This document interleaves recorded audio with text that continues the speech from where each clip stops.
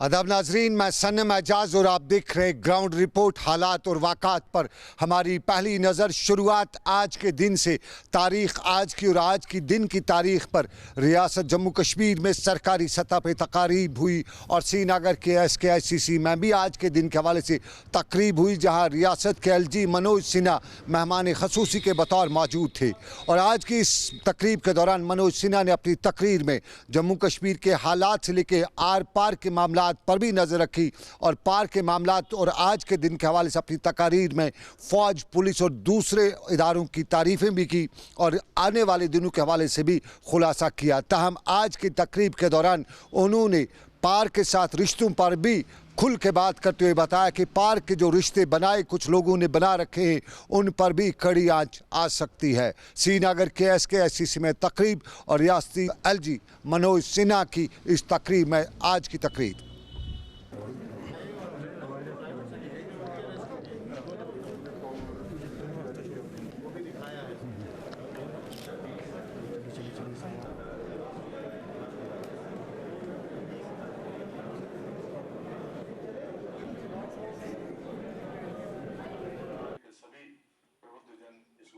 जम्मू कश्मीर की नई पीढ़ी के नौजवानों को शायद न मालूम हो किस तरह से पाकिस्तानी हुक्मरान और वहाँ की फौज ने ऑपरेशन गुलमर्ग के जरिए हमारे बेगुनाह भाइयों का बेरहमी से कत्ल किया, हमारे घरों को जलाया, हमारी बहनों और बेटियों की असमत लूटी।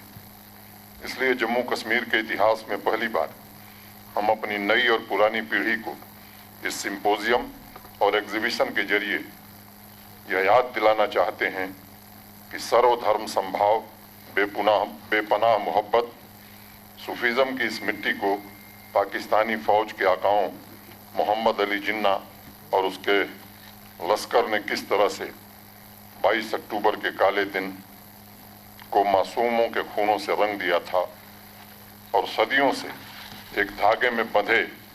भाईचारे को नफरत में बदल दिया था। 73 साल से पाकिस्तान का झूठ का जो प्रोपेगेंडा चल रहा है, बर्बर हमलावर आतंकी सिर्फ पख्तून ट्राइबल थे, मैं समझता हूं कि इस हकीकत को देश और दुनिया ने जाना है। हमें पाकिस्तान की इस नापाक हरकत को अच्छी तरह से समझना होगा। जिस प्रॉक्सी आर्मी ने कश्मीरी अवाम का कत्ल किया,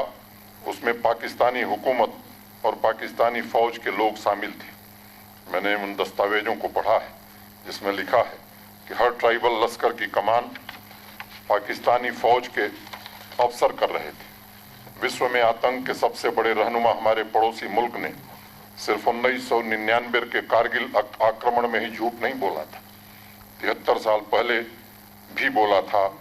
अपने फौज के जवानों की वर्दियां उतरवा कर उन्हें पख्तून लोगों के कपड़े पहनाने का काम उस समय किया गया था। हमें नहीं भूलना चाहिए कि कश्मीर और कश्मीरियत पर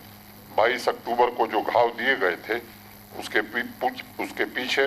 पूरा का पूरा पाकिस्तानी प्रशासन लगा हुआ था। हमें 22 अक्टूबर की वह सुबह भी नहीं भूलनी चाहिए जब पाकिस्तानी फौज और उसके प्रॉक्सीज ने गढ़ी हबीबुल्ला को क्रॉस करके मुजफ्फराबाद पर हमला किया था। मैं लेफ्टिनेंट कर्नल नारायण सिंह के बारे में पढ़ रहा था, जिन्हें इस बर्बरता के लम्हों का एक घायल सिपाही ने बयां किया। बहादुर सिपाहियों को नंगा करके एक लाइन से गोलियों से भून दिया गया। दोस्तों, हम महावीर चक्र से सम्मानित वीर योद्धा ब्रिगेडियर राजेंद्र सिंह के बलिदान को भी कैसे भूल सकते हैं, जिन्होंने कश्मीरी अवाम और उसकी आबरू को बचाने के लिए मुट्ठी भर सिपाहियों के साथ दुश्मन को 4 दिनों तक रोके रखा और अंत में अपने प्राणों की आहुति दी। पाकिस्तान और उनके सिंपथाइजर्स के मुंह से नकाब उतारना, मैं समझता हूं अब समय आ गया है। हमें इस काम को बड़ी मुस्तैदी से करना चाहिए। पाकिस्तान के विश्वासघात, जम्मू कश्मीर के अवाम की पाकिस्तानी फौज और उसके प्रॉक्सी फोर्सेस के खिलाफ दिलेरी और बहादुरी की कहानियां, हमारे सेना के वीर जवानों की कुर्बानी सभी तक पहुंचे, यही इस सिंपोजियम और एग्जीबिशन का उद्देश्य है और लक्ष्य भी। श्रीनगर के SKICC में मनोज सिन्हा की आज की तकरीर, हालात और वाक़ात पर नज़र। लेकिन इन्हीं हालात और वाक़ात के बीच में सोपोर के तुजर शरीफ के इलाके में भी आज गोलियां चलने के वाक़ात देखने को मिले और गोलियां चलने के वाक़ात के बाद बहुत कुछ हटके भी देखने को मिला। बताया जाता है कि सोपोर के तुजर शरीफ के इलाके में 2 मिलिटेंटों की मौजूदगी की खबर मिलने के बाद फोर्सेस ने इलाके का मुहासरा किया, तलाशी कार्रवाई शुरू की और आखिरकार उस जगह पे पहुंचे जहां पे मिलिटेंट मौजूद थे और मिलिटेंटों की मौजूदगी की वहां पे इतला किया, यूँ कहें तो तस्दीक होने के बाद यहाँ फोर्सेस के साथ साथ पुलिस ने जो रोल अदा किया उसकी भी तारीफ़ें की जाती हैं। बताया जाता है कि यहाँ 2 मिलिटेंट जिनका ताल्लुक अल बदर मुजाहिदीन से था और इन दोनों की मौजूदगी की पक्की इतला मिलने के बाद उन मिलिटेंटों के लवाकीन को, उनके वालिदैन को बुलाया गया और उसके बाद उन्हें सरेंडर करने को भी बताया गया, आमादा करने की कोशिश की और वालिदैन की भरपूर कोशिश के बाद ये दोनों आमादा हुए और अपने आप को उन्होंने पुलिस के हवाले भी किया। ये सारा वाक़ा और इस वाक़े के दौरान कई मामलात उतार चढ़ाव के भी यहाँ देखने को मिले, लेकिन इन्हीं वाक़ात के बीच में सोपोर के SSP की तारीफ़ें भी की जाए तो बहुत कम है, क्योंकि जिस तरह से उन्होंने इस वाक़े को हैंडल किया वो इलाके के लोगों के मुताबिक काबिल तारीफ़ भी था, क्योंकि गोलियां चलती तो 2 जवानों की जान जा सकती थी, जान बचाई 2 नौजवानों की और सोपोर के SSP की तारीफ़ों के मुकामी लोग पुल बांध रहे थे। इधर श्रीनगर के बडगाम के इलाके में आज आज एक खेल मुकाबला था और इस खेल मुकाबले में रियासती पुलिस के सरबराह ने सोपोर के वाक़े के साथ साथ दूसरे मामलात पर भी तबादला ख्याल करते हुए बताया कि ये एक खुश आइंद कदम है। सर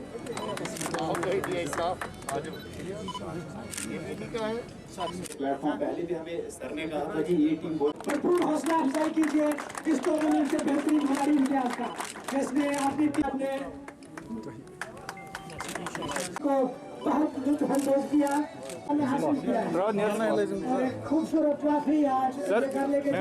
थोड़ा नीचे। हमारे खिलाड़ियों को, हमारे नौजवान बच्चों को एक ऐसा मौका मिले, प्लेटफॉर्म मिले कि इस माहौल में जब थोड़ा सा मायूसी का माहौल कोविड के दौर में पैदा हुआ है, उसके अंदर ये बच्चे पॉजिटिविटी लाएं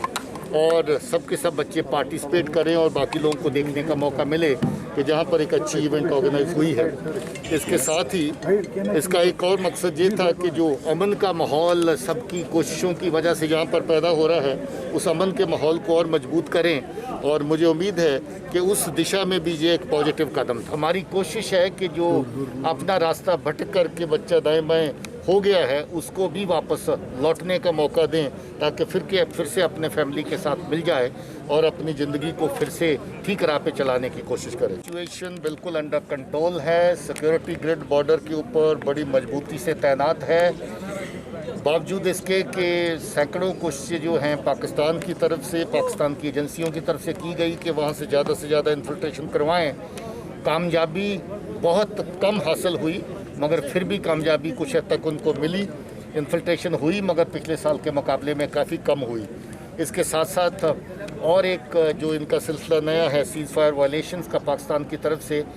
वो इंटरनेशनल बॉर्डर पे और LC के ऊपर दोनों तरफ काफ़ी बड़ी तादाद में उसके वाक़यात पेश आते रहे, जिसके बीच में कोई सिविलियन जाने जाया हुई, लोगों का नुकसान भी हुआ। सिविलियन टारगेट्स के ऊपर फायरिंग पार से की गई जिसकी हम मजम्मत करते हैं सख्त लफ्ज़ों में, और इसके साथ कुछ फ़ौज के हमारे जवान हैं उनकी भी शहादत हुई, कुछ लोग जख्मी हुए। ये सिलसिला पहले से काफ़ी तेज़ रहा मगर उसका मुंह तोड़ जवाब इधर से फोर्सेस जो तैनात हैं वो देती रही और आइंदा भी। और अब छापामारी की खबरें। कश्मीर में छापामारी आम सी बात और आज भी छापामारी, और आज की छापामारी श्रीनगर में इनकम टैक्स डिपार्टमेंट की जगह की जानिब से 2 जगहों पर छापे डाले गए, तलाशी कार्रवाई भी ली गई और बताया जाता है कि इनकम टैक्स डिपार्टमेंट को यहाँ कई अहम सबूत भी मिले हैं और इनकम टैक्स डिपार्टमेंट ने इसका दावा भी किया है। श्रीनगर के MS माल रेजिडेंसी रोड के इलाके में ये छापे डाले गए और यहाँ पे कई घंटों तक तलाशी कार्रवाई जारी रखी गई और बताया जाता है कि यहाँ पे कुछ ताजरों की से ये पूछताछ भी की गई और इन ताजरों पर इल्ज़ाम है कि उन्होंने अपनी जायदाद के गोशवारे जो हैं उनको छुपा के रखा था और महकमा इनकम टैक्स के साथ टैक्स की अदायगी के सिलसिले में धोखाधड़ी से काम लिया था। श्रीनगर में पुलिस की छापामारी, इनकम टैक्स डिपार्टमेंट की, माफ़ कीजिएगा, इनकम टैक्स डिपार्टमेंट की छापामारी, लेकिन सोपोर बांडीपोरा के जुर्मज के इलाके में पुलिस की अहम कार्रवाई, और इस कार्रवाई में एक सनसनीखेज खुलासा भी पुलिस ने तश्तज़बाम किया है। बांडीपोरा के जुर्मज में याद होगा आपको 12 अक्टूबर इस महीने की 12 तारीख को एक सरपंच की मौत का वाक़ा पेश आया। तब बताया गया कि इसने खुदकशी की, खबर बनी, पुलिस ने कार्रवाई शुरू की, लेकिन बांडीपोरा पुलिस की कार्रवाई में इस वक्त एक नया सनसनीखेज मोड़ मिला जब पुलिस को ये शुबा हुआ कि इस मामले में कहीं न कहीं मामला खुदकशी का नहीं कत्ल का है। और फिर पुलिस ने अपनी तहकीकात शुरू की और तहकीकात के दौरान मालूम यही हुआ कि इस शख्स को अपनी शरीक हयात ने अपने दोस्त के साथ मिलकर कत्ल किया था। और इस सारे मामले में 35 साल सरपंच की खुदकशी के मामले में डीएसपी बांडीपोरा के सरबराही में बनाई गई कमेटी ने सनसनीखेज